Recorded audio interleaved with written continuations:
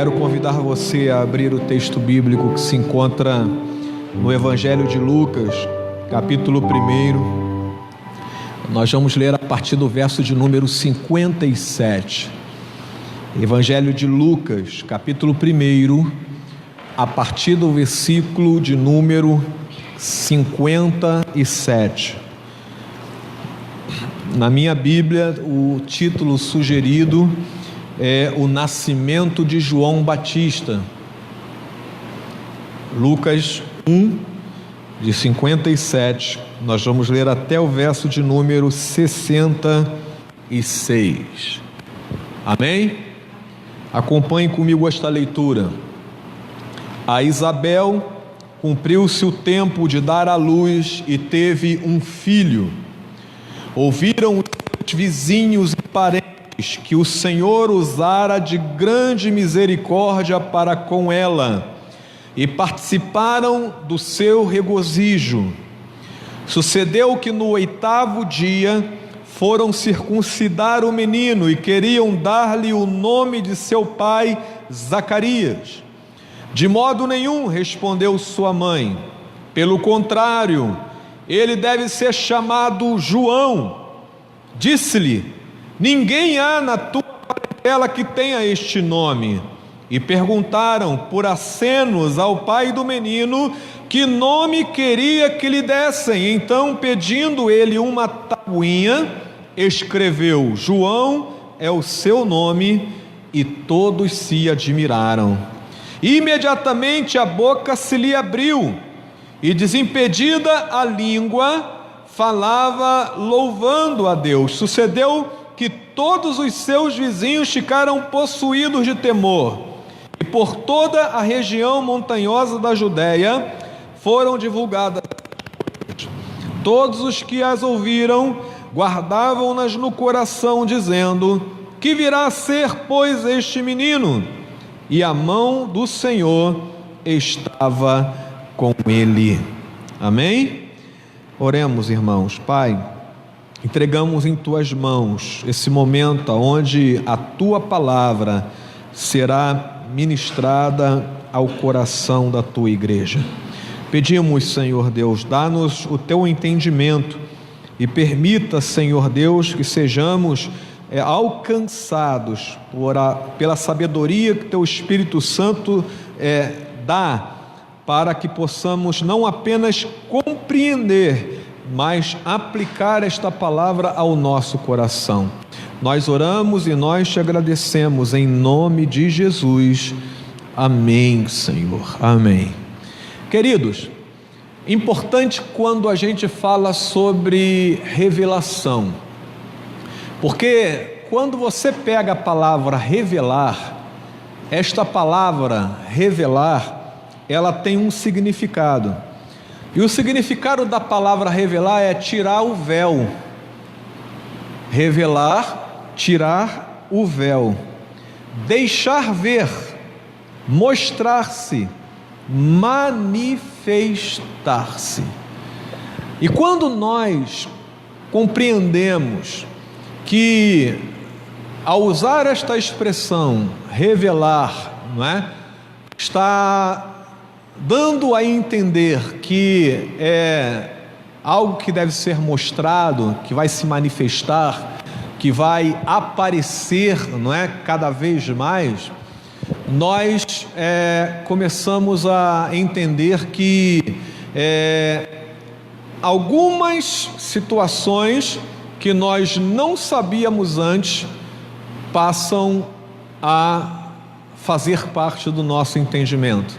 Então, quando alguém vai revelar, por exemplo, um segredo para você, você não sabia daquilo, e a partir do momento que alguém revela, mostra, né, aquele segredo, você passa então a saber algo que você não sabia. Por que eu estou falando isso? Porque a Bíblia, ela nos mostra e nos revela um pouco sobre o Deus que nós servimos. É certo, irmãos, que nós nunca vamos compreender totalmente o Deus que nós servimos. Porque se compreendêssemos totalmente o Deus que nós servimos, nós seríamos igual a Ele, certo? Mas como a nossa mente é limitada, como o nosso ser é limitado, é finito, como um ser finito pode compreender aquele que não cabe no universo? Não é possível isto, né? Não é possível isto. Mas assim, é importante que a gente perceba que a Bíblia, ela nos mostra e ela começa a dar sinais daquilo que nós chamamos de atributos de Deus, características que pertencem única e exclusivamente ao nosso Deus, né? Então, cada história que você vê na Bíblia, cada palavra que você lê na Bíblia, elas refletem um atributo do nosso Deus, uma característica do nosso Deus. E nos ajuda, então, a que a gente entenda, um pouco sobre o Deus que nós servimos. E é importante que a gente perceba, que nesse momento de revelação do Deus que nós servimos, a Bíblia nos fala sobre a maior revelação de todas, que é o nosso Senhor Jesus Cristo. Quando Cristo vem ao mundo, um dos discípulos diz para Jesus assim: Senhor, mostra-nos o Pai. O que Jesus diz? Há tanto tempo que estou no meio de vocês, que vocês ainda não perceberam? Ou seja, Jesus é a máxima revelação de Deus. Quando você olha para Jesus, quando você ouve Jesus falar, quando você percebe,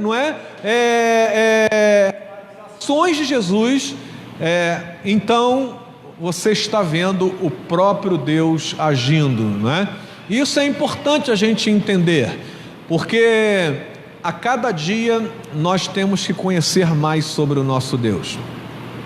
E a cada vez que você conhece mais sobre Deus, mais você sabe que não sabe, Quanto mais conhecimento você tem, mais você percebe que não sabe, não conhece. E esse é o grande mistério, Porque o nosso desejo é saber mais sobre Deus. E a Bíblia vai nos mostrando, em cada passagem, características de Deus que nós precisamos não apenas aprender, mas reconhecer como sendo digno de adoração. O texto que nós acabamos de ler fala sobre o nascimento de João Batista. João Batista era parente de Jesus. João Batista estava sendo colocado no mundo por Deus para ser aquele que seria o precursor, aquele que anunciaria a chegada do Messias. Então João Batista era alguém de muita importância que estava chegando ali. Mas qual era o fato que marca o nascimento de João Batista? A sua mãe não podia ter filhos. A sua mãe, Isabel, era estéril. E Zacarias, o pai de João Batista, era um homem já idoso. Então, havia uma dificuldade ali natural de aquele casal gerar filhos. Era algo semelhante a Sara e Abraão, que eram, além de idosos, Sara era estéril. Então a dificuldade de Sara ser mãe era muito grande. Deus abençoou Sara, dando-lhe filhos. Ana também é um outro caso de uma mulher que era estéril e que foi abençoada com filhos. E nesse caso aqui, então, a Bíblia fala que este casal, lá no capítulo 1, no começo, era um casal temente a Deus. Era um casal que levava as coisas de Deus a sério. E um anjo aparece a esse casal. E ele aparece, a Zacarias. E ele diz para Zacarias: olha, você vai ser pai. Você vai ser pai. E Zacarias então, questiona o anjo, dizendo: olha, eu já sou velho, minha esposa é estéril, como é que isto vai acontecer? E o anjo então fala: olha, porque você duvidou, você não vai falar, você vai ficar mudo até o nascimento da criança. E há ali, irmãos, uma expectativa, porque aquele nascimento é o nascimento de alguém que anunciaria a chegada do Messias, do Senhor Jesus. E nesse texto, e nesse contexto também, é que Deus revela alguns atributos que para a gente é muito importante. E eu gostaria de compartilhar com vocês aqui, sobre esses atributos de Deus. E o primeiro atributo, que mostra aqui sobre o Deus que nós servimos, é que o Deus que nós servimos, irmãos, é um Deus que usa de misericórdia. Vejam o que diz o verso de número 57 e 58. Ele diz assim: Isabel cumpriu-se o tempo de dar à luz e teve um filho. Ouviram os seus vizinhos e parentes que o Senhor usara de grande o quê? Misericórdia para com ela, e participavam do seu regozijo. Então vejam que a esterilidade de Isabel,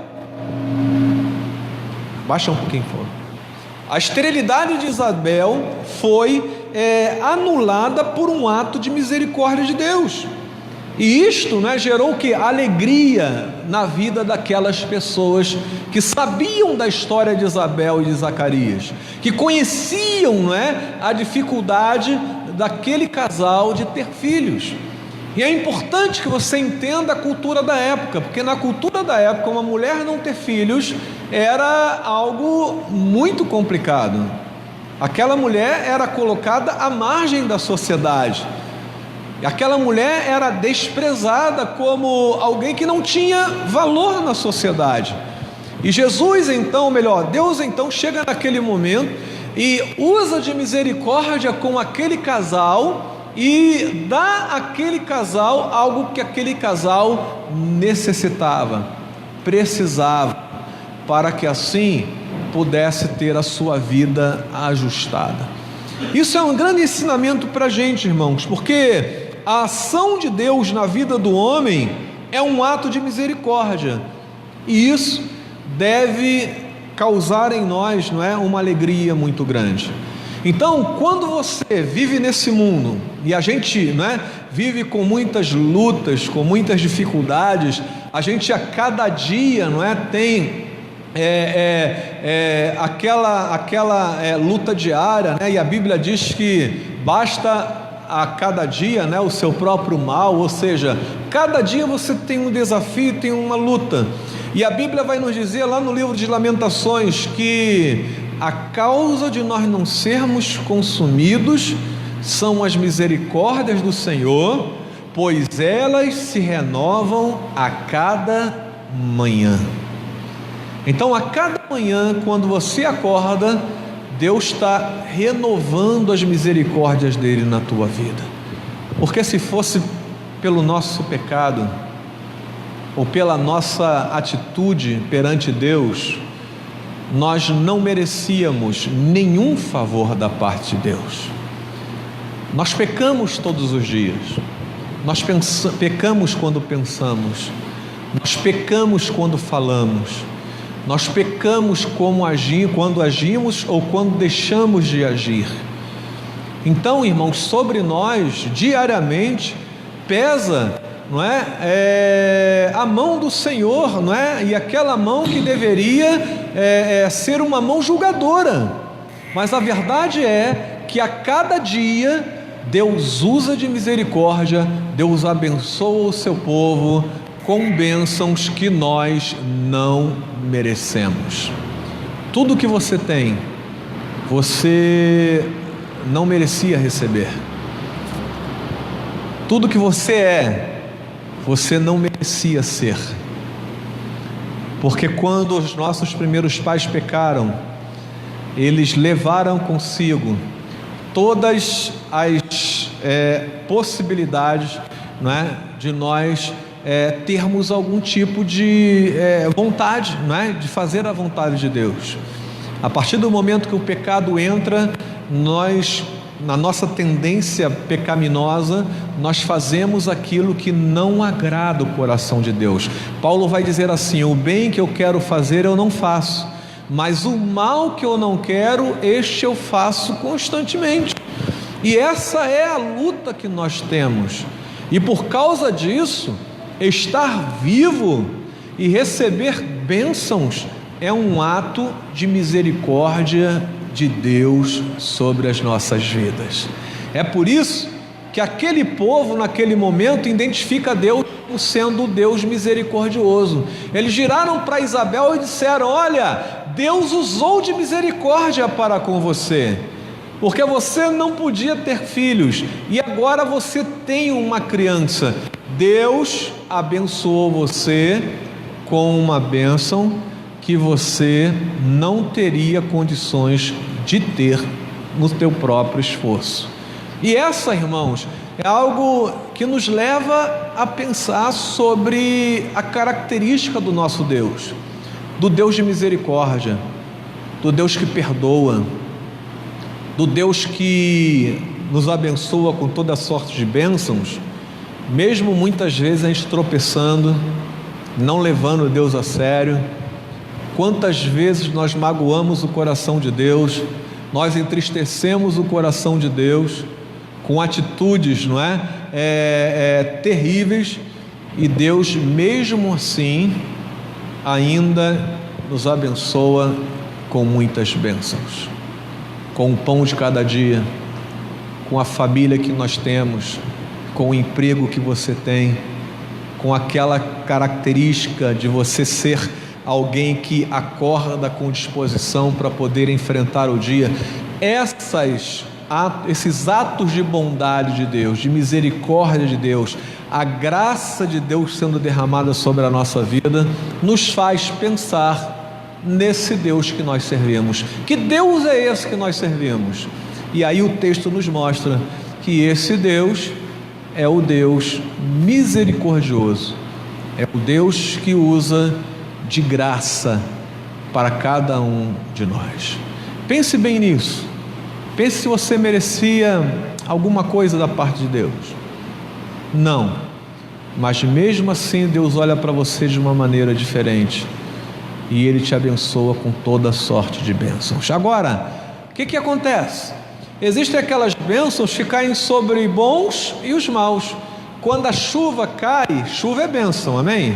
Chuva é bênção, não é? Chuva é bênção, não é? E quando a chuva cai, ela cai sobre gente boa e sobre gente ruim, não é? O pão de cada dia é dado tanto para aquele, né, que é bom, como também aquele que faz muitas maldades. E isso é só uma parte daquilo que a gente entende como graça ou como misericórdia de Deus. Irmãos, essa é uma característica que nós não podemos deixar de reconhecer.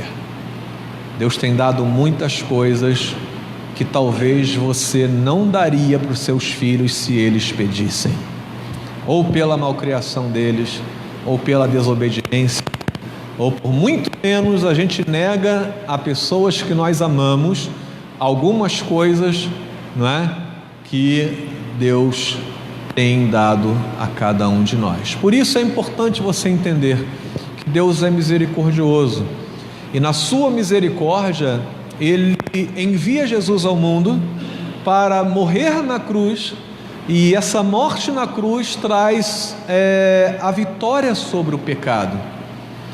E esse é um ato de graça de Deus, porque nós não fazemos nada para receber, não é, esta vitória sobre o pecado. Quem vence o pecado é Cristo na cruz, não é?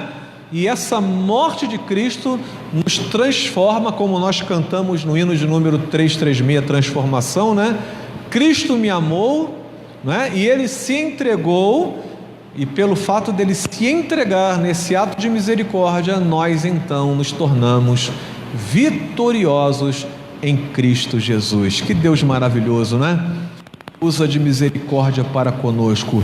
Salmo 115, o escritor do Salmo, ele começa assim: não a nós, Senhor, não a nós, mas ao teu nome da glória, por amor, não é?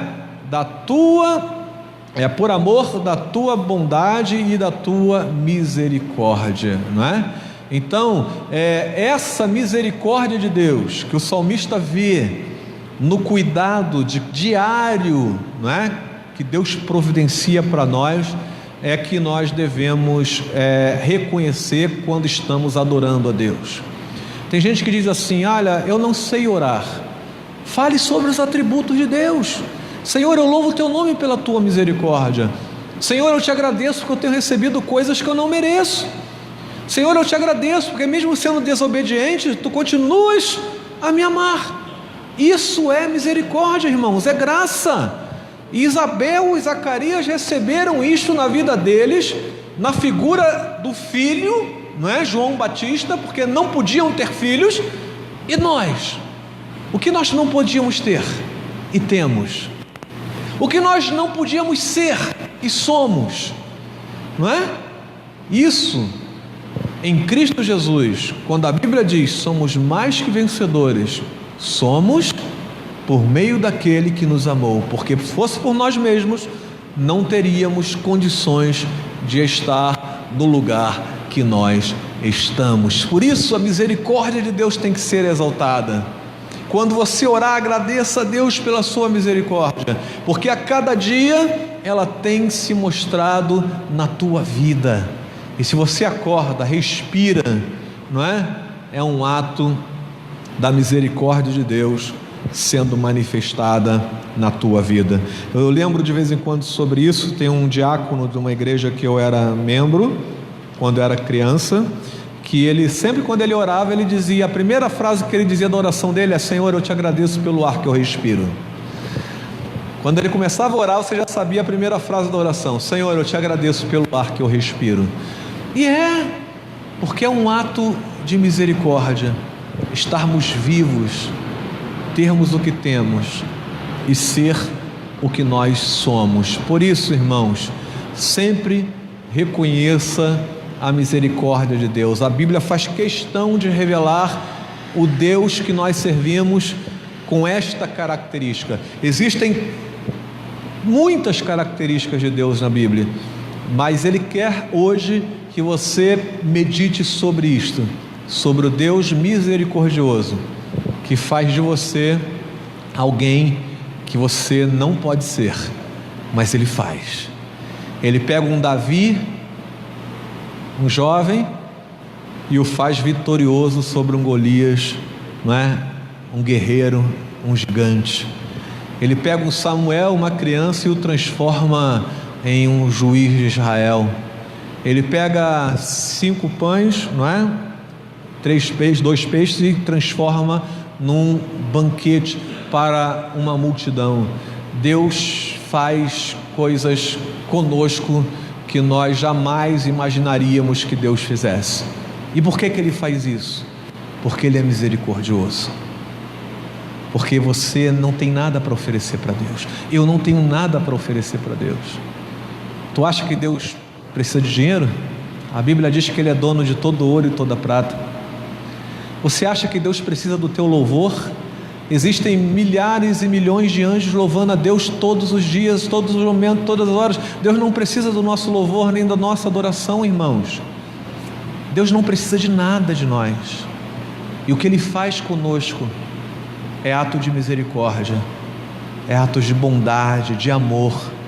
E é por isso que a gente tem que valorizar o Deus misericordioso, que abençoou Isabel com uma criança que ela não podia ter, que abençoou Zacarias com uma criança que ele não podia ter, porque foi um ato de misericórdia. E quando o povo, quando seus parentes viram aquilo, eles se alegraram. E isso que é importante, porque a misericórdia de Deus na nossa vida deve gerar temor, não é? Nós devemos reconhecer isso, essa característica, mas também o regozijo de olhar e ver você sendo abençoado por Deus mesmo sem merecer. Você é abençoado por Deus sem merecer, eu também sou, não é? Somos alvos do mesmo Deus misericordioso e por isso devemos erguer as mãos para o céu e agradecer a esse Deus que tem cuidado de nós. Amém, irmãos? Agora, há uma outra característica aqui, um outro atributo que a Bíblia revela sobre o nosso Deus. Além da Bíblia dizer aqui que Deus é o Deus misericordioso, a Bíblia também diz que Deus é o Deus que restaura. Porque olha só o que diz o versículo de número 59 a 64.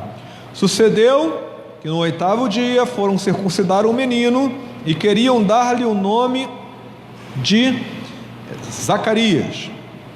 De modo nenhum, respondeu a mãe, pelo contrário, ele deve ser chamado João. Disse-lhe, ninguém há na tua parentela que tenha este nome. E perguntaram por acenos ao pai do menino que nome queria que lhe dessem.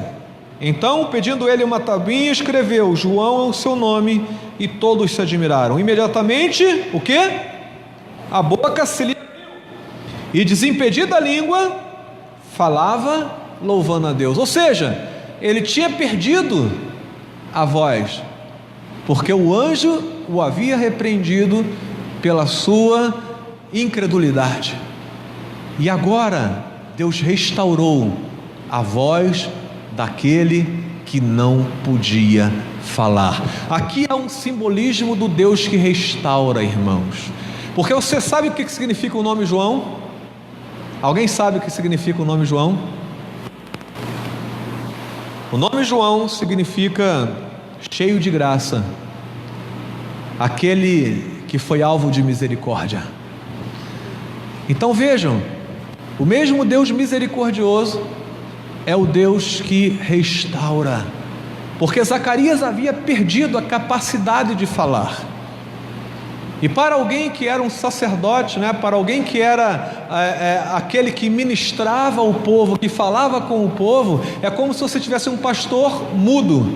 Ele poderia abençoar a comunidade? Poderia, mas não falando teria muita dificuldade, não é? Então, o que a Bíblia diz aqui? Que naquele momento, não é, aonde ele obedece a palavra de Deus, que dizia, olha, você vai colocar o nome da criança de João, a sua boca é desimpedida. Agora, preste atenção numa questão. Qual era a cultura da época? Colocar o nome da criança com o nome de algum parente. E ali eles começaram a procurar, né? Olha, bota o nome de Zacarias, é o pai dele. Coloca o nome de Zacarias, né? Ficaria como a cultura da época. Não quero colocar o nome de Zacarias. Então vamos ver na parentela dele quais são os nomes de homens que tem. E aí escolhia o nome de um deles, dos parentes, para dar o nome àquela criança. Mas Zacarias e Isabel fogem e quebram essa tradição. Em vez de dar o nome de um parente para a criança, o que eles fazem? Eles dão um nome totalmente diferente. Eles dão o nome de João. Por que eles deram o nome de João e não deram o nome de um parente deles? Porque Deus havia mandado que eles dessem o nome de João àquela criança. O que significa? Melhor obedecer a Deus do que obedecer aos homens.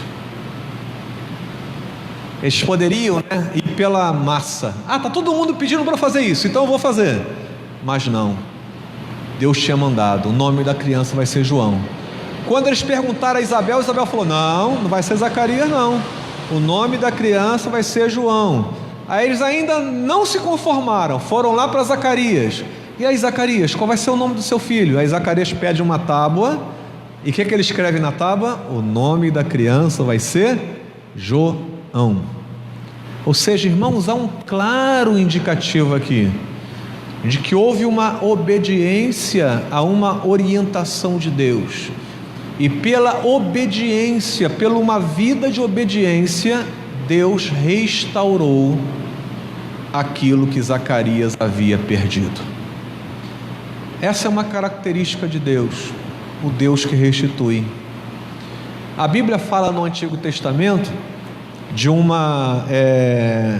ano, né, que chama do ano, como é que é o nome do ano? Que é o ano da restauração, né? Que é 50 anos, quando o povo vendia as suas terras, ou alguém era feito escravo, né? Passava 50 anos, naquele ano, não é?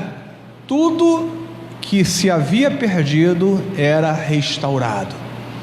Aqui você vê uma característica, não é? Zacarias perdeu a voz e, pela obediência aos preceitos de Deus, no momento certo Deus restaurou a voz a Zacarias. E essa é uma característica do nosso Deus, irmãos. Deus é um Deus que restaura. E Deus não restaura, irmãos, simplesmente porque você quer que Deus restaure. Deus restaura segundo a vontade dEle.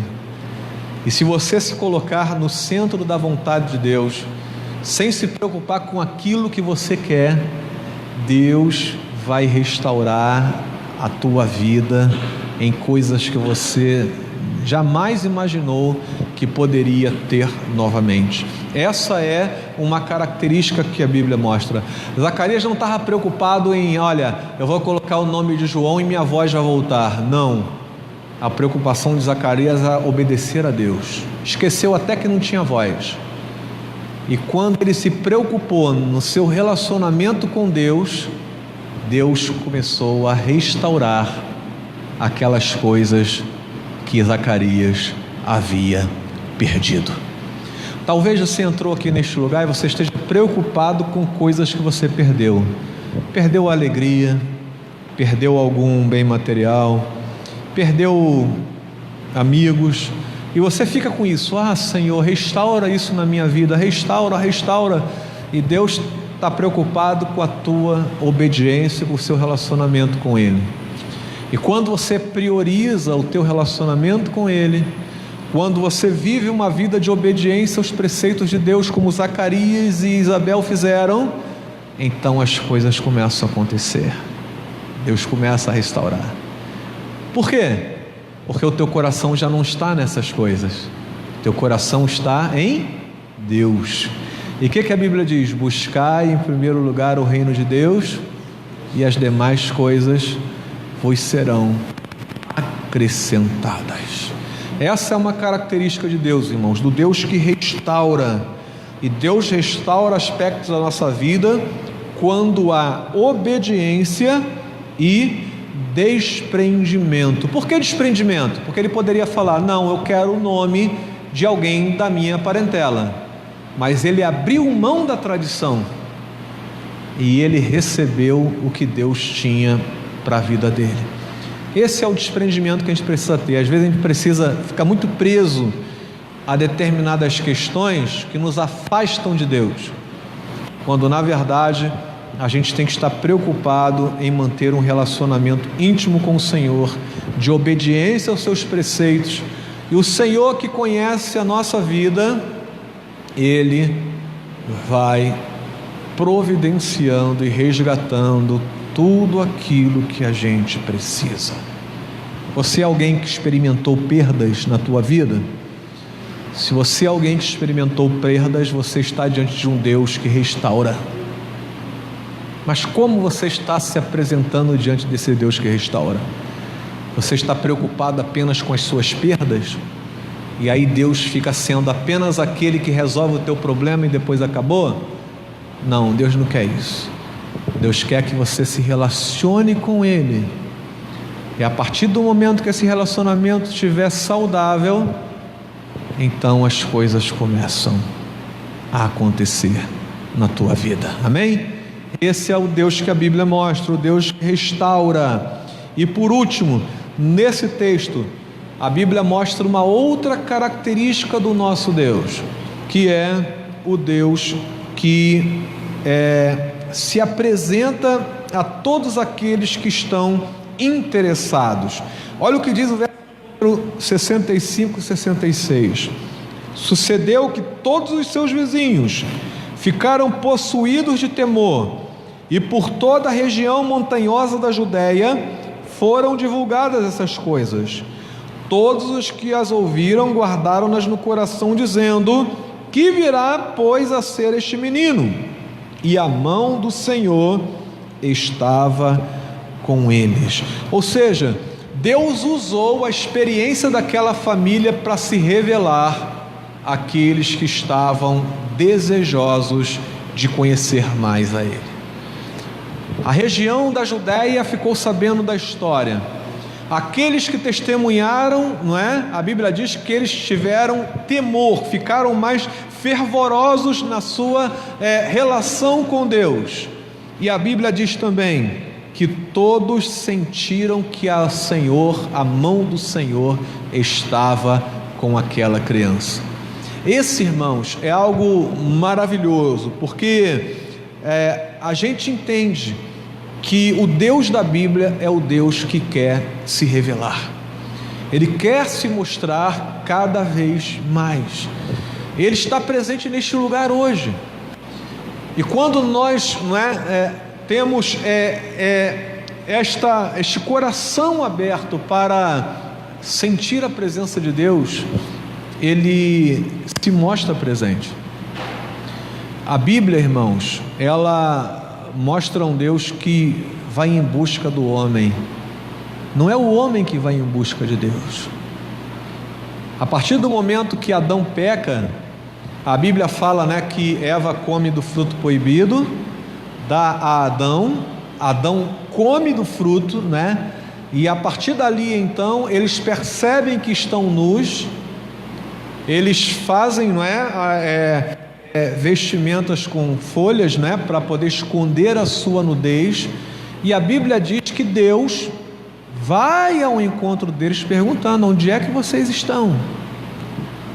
Aí Adão diz: olha, eu estava aqui, mas aí eu vi que eu estava nu e me escondi. Aí Deus pergunta: como é que você ficou sabendo que você está nu?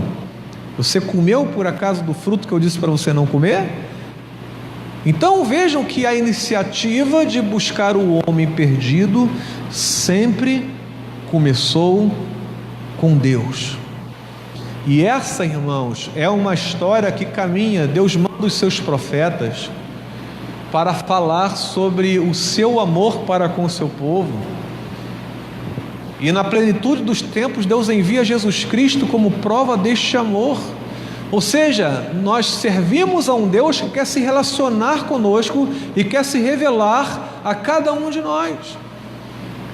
Da mesma forma que Ele se mostrou na vida desta família e daqueles que estavam ali testemunhando, todos, a Bíblia diz, todos sentiram a mão do Senhor que estava sobre a vida de João Batista.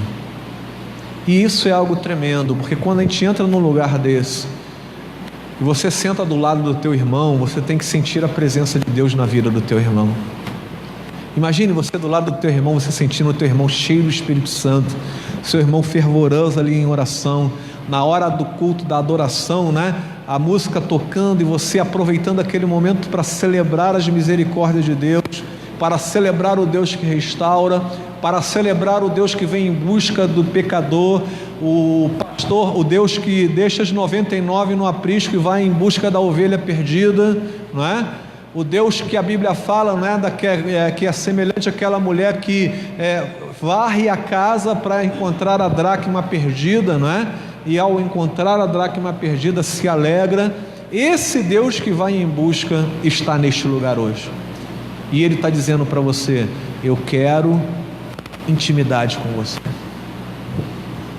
eu quero me relacionar e me revelar a você. E sabe como a gente tem que sair daqui hoje, irmãos?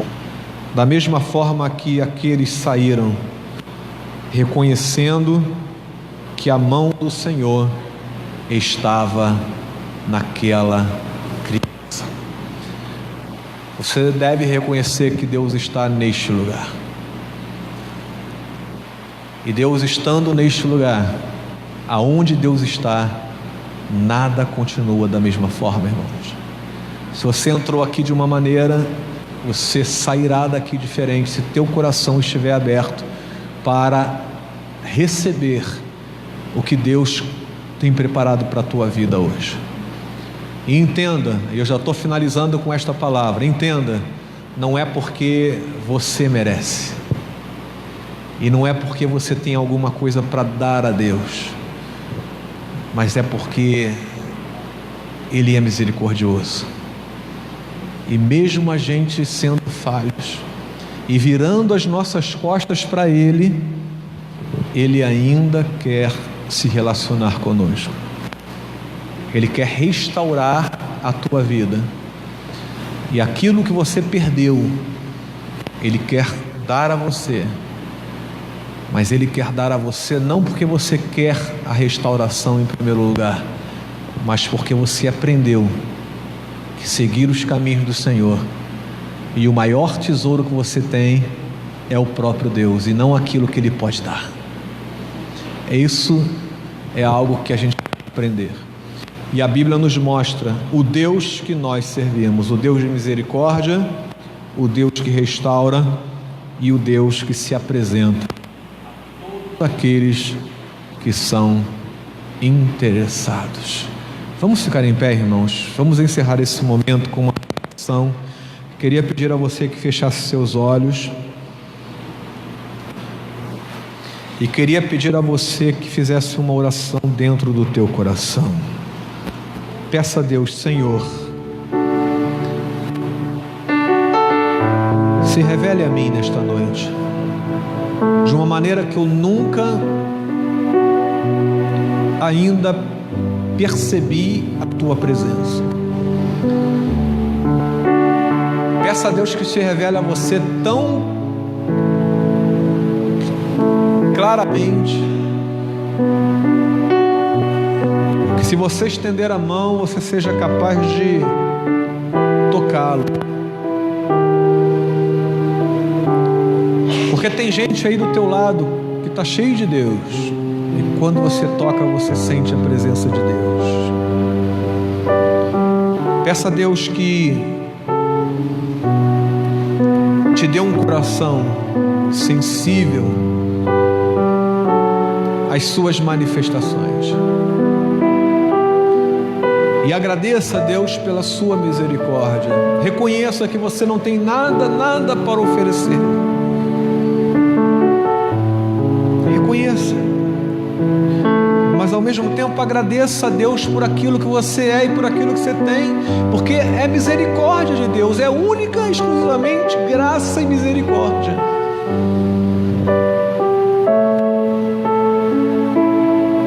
E creia que Deus pode restaurar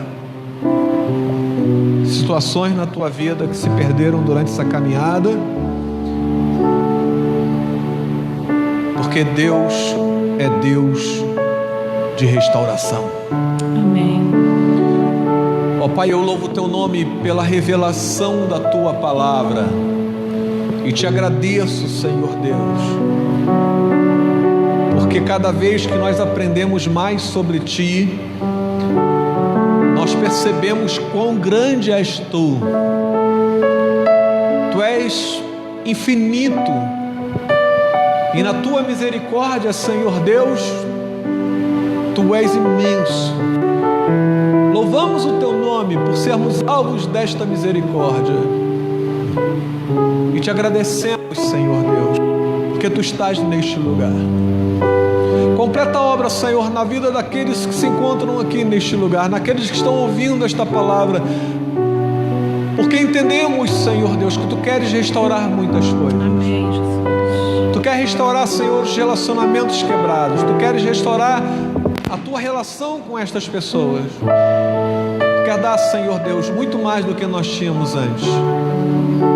Mas nos ensina a ter uma vida de obediência, uma vida que não coloque estas coisas como sendo as primeiras, mas sim a nossa relação contigo. Por isso, move o nosso coração em direção à prioridade correta, que é colocar Cristo no centro da nossa vida. E permita, Senhor Deus, que tudo aquilo que foi falado aqui possa ser experimentado na vida da tua igreja, claramente, todos os dias, para a glória do teu nome.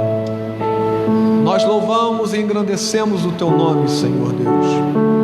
declaramos nesta noite que somos ovelhas do Senhor, ovelhas que estavam perdidas e que foram encontradas pelo pastor, ovelhas feridas, ovelhas que foram colocadas de volta no aprisco, estão sendo cuidadas, e nós louvamos o teu nome por esses atos de bondade na nossa vida. Louvado e engrandecido seja o teu nome, Senhor. Nós oramos e nós te agradecemos em nome de Jesus. Amém, Senhor Deus, amém. Podemos cantar o coro daquele hino, então minha alma canta a ti, Senhor, quão grande és tu. Eu acho que é o 27, se eu não me engano, não é? A gente cantar só o coro desse hino, então minha alma, não é? Esse é o 27. É? Não? 26, não é? Só o coro. Vamos louvar ao Senhor ainda sobre o impacto desta palavra. Que você louve o Deus da misericórdia, o Deus que restaura, o Deus que se revela, cantando a grandiosidade do nosso Deus.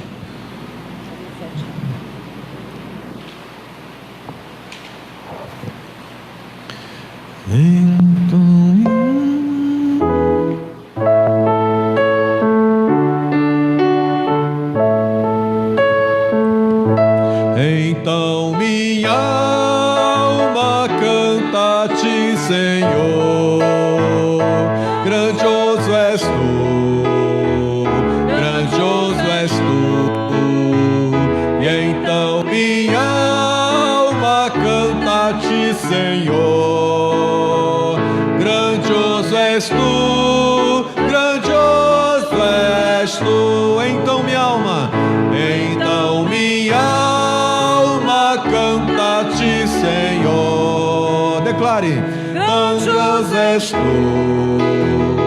grandioso és tu. Então minha alma canta a ti, Senhor, grandioso és tu,